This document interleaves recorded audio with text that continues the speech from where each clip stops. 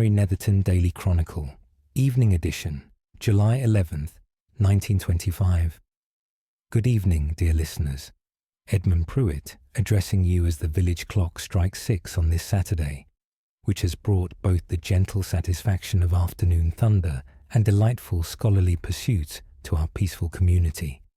Mr. Higgins's predictions proved remarkably accurate, with the promised afternoon thundershowers arriving at precisely 2:30 and continuing for nearly an hour.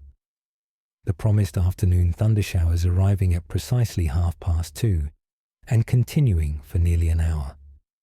The gentle rainfall provided what Mrs. Pemberton describes as a delightful summer blessing that our gardens received with evident joy, while the spectacular display of summer thunder delighted residents observing from their windows and covered porches. The storms cleared by 4 o'clock, leaving behind what Mrs. Hargrove characterizes as perfectly refreshed air and the most delightful earthy fragrances. The St. Mary Netherton Junior Birdwatching Society held its inaugural meeting beneath the oak tree near the pond gazebo this morning, with considerable success despite the approaching weather. Young Miss Caroline Fieldstone was elected as the Society's first president, while Master Henry Blackwood accepted the position of secretary with evident pride. Colonel Weatherby presented each member with their specially prepared field notebooks, courtesy of Miss Twiggs' establishment, noting that proper documentation forms the foundation of any scientific endeavor.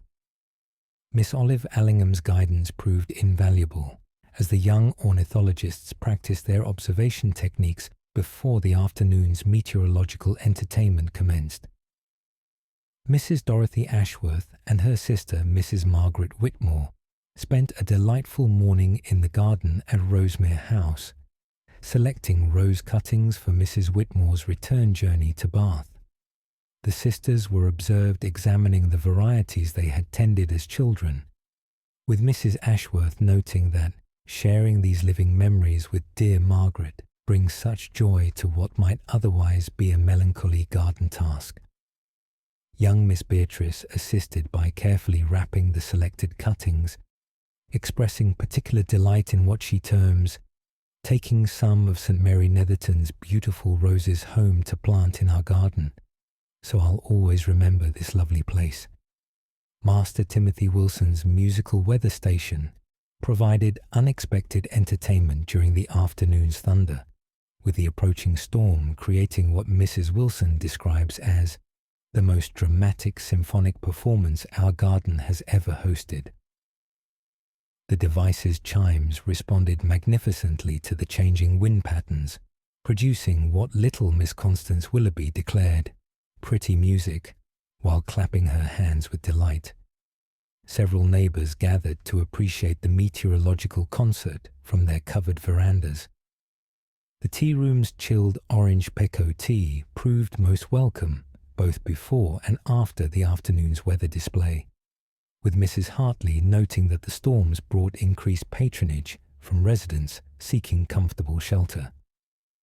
Watson demonstrated remarkable professionalism throughout the afternoon's excitement, positioning himself strategically to monitor both the establishment's service and the approaching weather with what Mrs. Hartley characterizes as dignified meteorological awareness.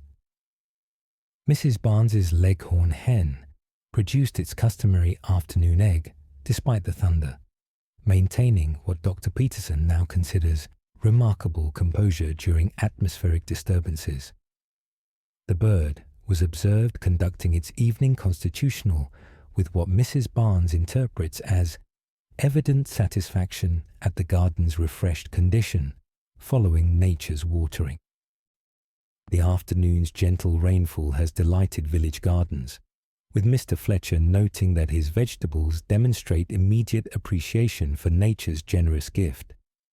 The spiral cucumber continues to attract visitors, though Mr. Fletcher observes that the refreshing shower has encouraged several other plants to display what he terms renewed vigor and promising growth.